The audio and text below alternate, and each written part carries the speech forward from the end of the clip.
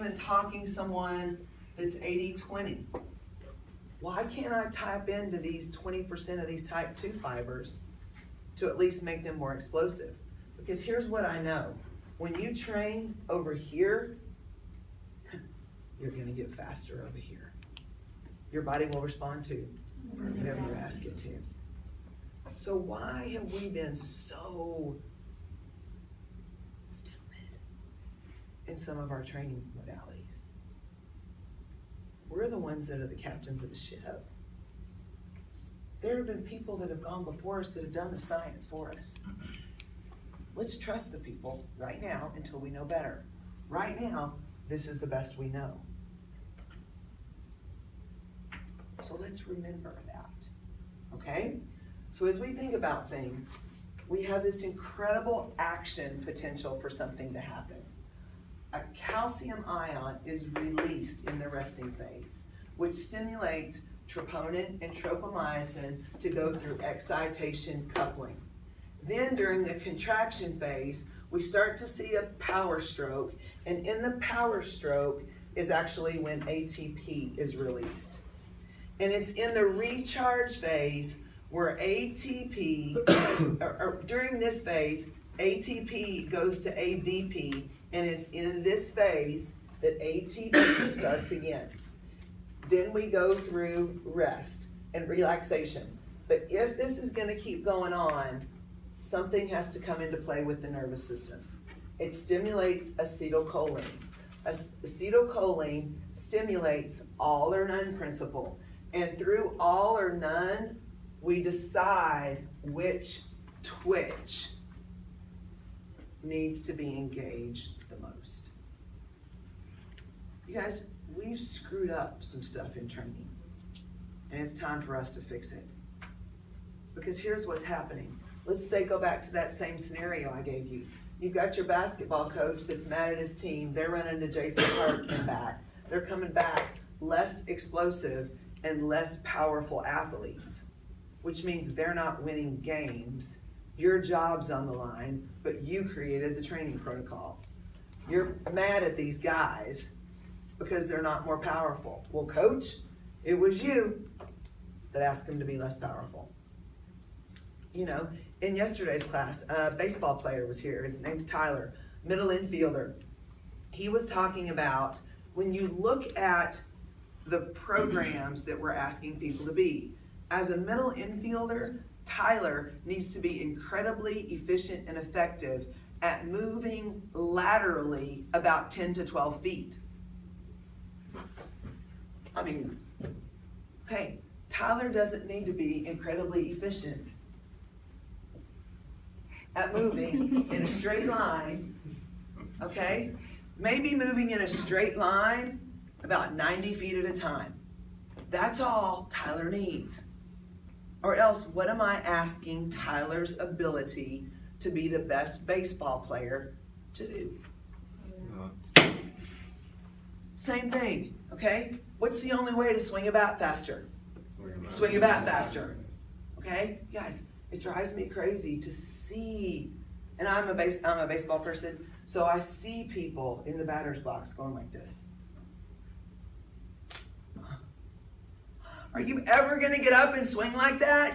No! There's also been some great research that weighted bats are the stupidest thing that we could do, because what does a weighted bat make you do? Swing slower. Okay?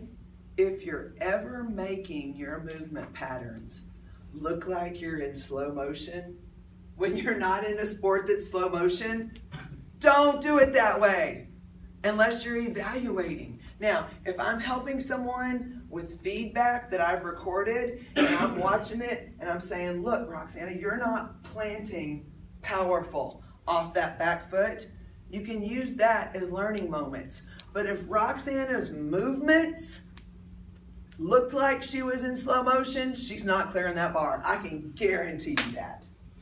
Question? So when we're in the weight room lifting, I guess as an explosive sport, is lifting heavy and squatting heavier not good? Since if you're struggling to like get up because you're moving slower.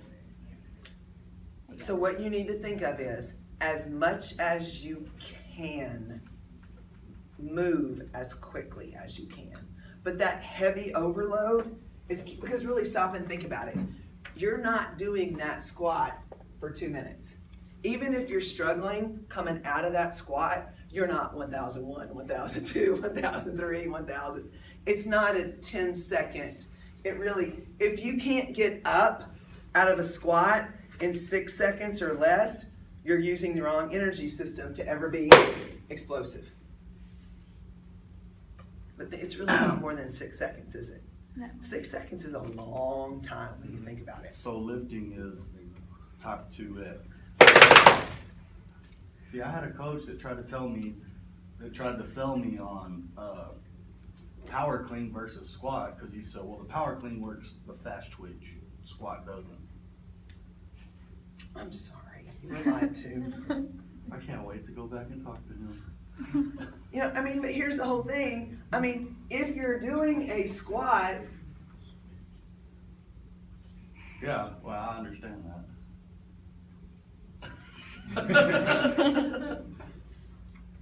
but you're still kind of working right here. You're not becoming more explosive if you do it that way. Yeah. But it's not slow twitch fibers. Yes. So what are most, like strength and conditioning coaches' method is like eccentric lifting? Yeah. That's on the way down. Say that again. Oh, eccentric, yeah.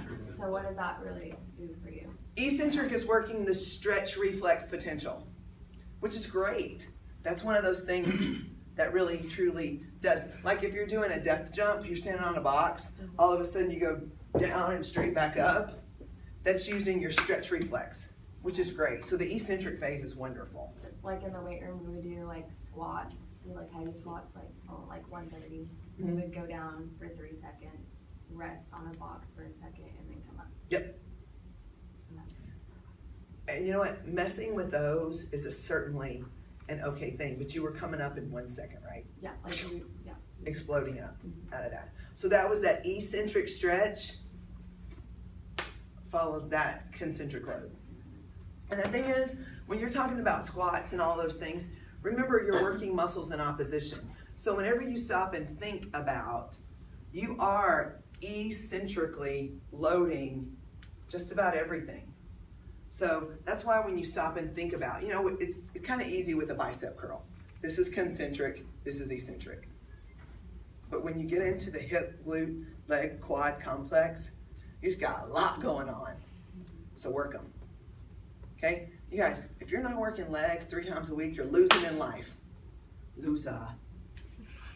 Okay? If you're not squatting twice a week, if you're not squatting, you're not winning. You want to win at life, you squat. You want to know what's the #1 exercise to keep you out of a nursing home the rest of your life? A squat. The #1 reason that people get put in nursing homes is that they can't get themselves on and off the potty.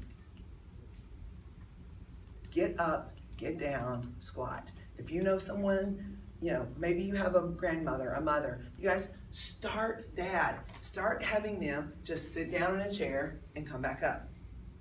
Okay? I even call them touch and goes. Again, if you can just have them go back, touch your butt on that chair, and come back up. And if you can start off doing that 10 times, that's awesome. Then do it 5 here and then do 5. You guys, we gotta work hip, glute, hamstring complex. It's critical to our success. Okay? Does any of this make some cool sense? Now, flip over to the next page. And you're gonna be, oh, this makes perfect sense, I get it. On page 11, table 1.2, this is where you see those sports that line up with the type 1 and type 2 fiber contingencies. So one of the things I'm going to ask you is, I'm going to ask you a list of sports and where they fall in to the type 1 or type 2 predominant window. But now looking at this chart, does there really have to be a lot of studying or a lot of common sense applied? What kind of people are you? Smart people. You should not have to like study this and go, ooh, cross-country skiing. Ooh, what should that be?